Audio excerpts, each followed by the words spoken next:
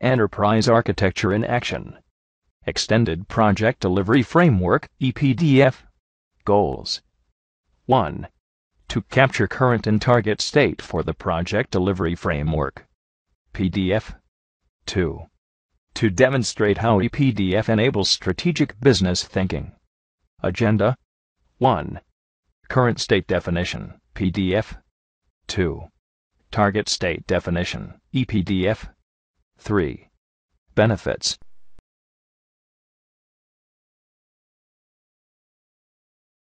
General note: this is not a scientific picture, but rather a concept. The PDF has a set of the partnering frameworks working collaboratively to deliver IT products. Individual frameworks notify each other and trigger events in sequence on timing manner called gates. There are 6 gates, starting from the project concept and ending at the project closure. Current state definition. Initial triggers/events. 1. A business concept. Business identifies opportunities and develops a concept with high-level requirements, gap analysis, and feasibility study results. 2. A project concept. Business concept development triggers a project concept development process, which results in a project draft, and then in the established project execution and closure. 3. IT product architecture and design, implementation, and governance are supported by a third group of frameworks, like SDLC, governance and other. The PDF scope and boundaries limited within a project lifespan, and thus the PDF doesn't have strategic visibility. Question. What happens before a project starts, and beyond a project? Answer.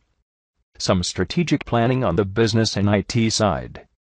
Within the current framework we can see the only one group which takes care of the business and IT strategic planning and knowledge sharing, and it's called a business group. Question. Business defines and evaluates business capabilities utilizing their experience. Who identifies and evaluates IT capability to enable business capabilities? Who takes care of enterprise holistic business system solution? Answer. No answer.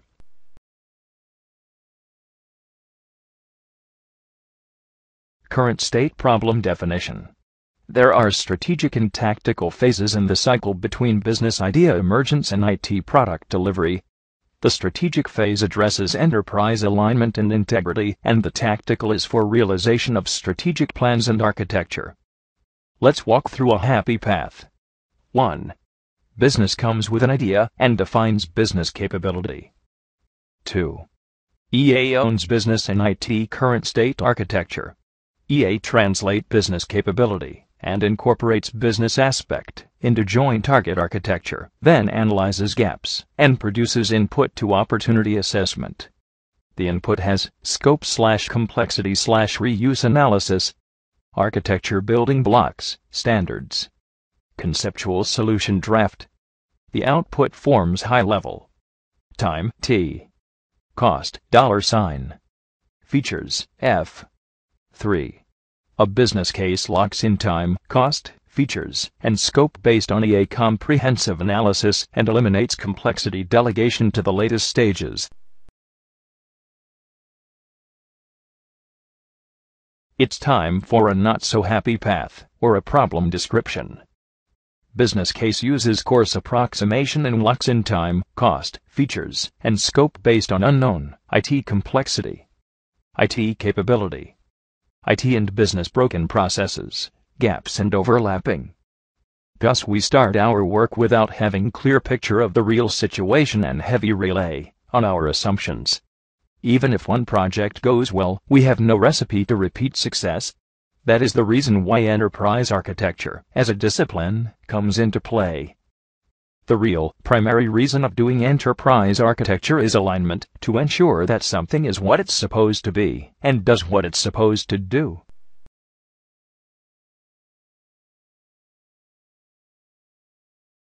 Thus a price tag for not doing EA is risk. Only as much complexity as is necessary. Everything you need and nothing you don't. Mission opportunities. The mission and its solution are duals of one another, and the mission can and often should be architected as well as the solution. Cost. Fixing a software problem after delivery costs 100 times more than doing architecture first and eliminating potential problems in early stage. Value. Without alignment, achieving any other goals will not deliver the desired value. Time. High degree of speculation works against accurate time estimation.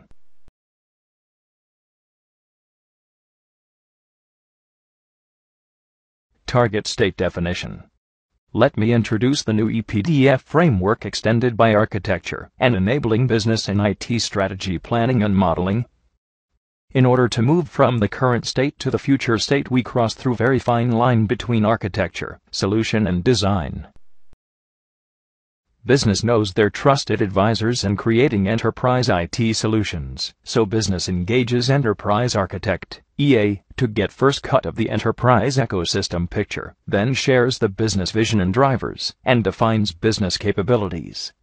By capability we mean an ability that an organization, person, or system possesses.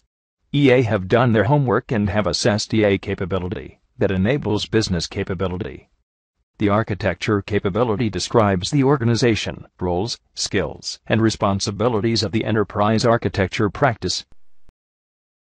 An architect utilizes EA framework methodology to create an architecture vision based on the business vision and produces a draft of joint business and IT models portfolio. The portfolio consists of the enterprise current, target state, gap analysis, and a roadmap. As a result of such collaboration, business experience gets accompanied by IT experience, and a comprehensive enterprise snapshot gets produced, so strategy or opportunity can be formally identified. A resulting program concept assesses the opportunity risk and scope, and becomes a strategic plan to move toward the target architecture. Usually the program can't be utilized due to its volume, so this strategic plan has to be sliced on tactical steps that become projects, and then projects get priorities, budget, and plans.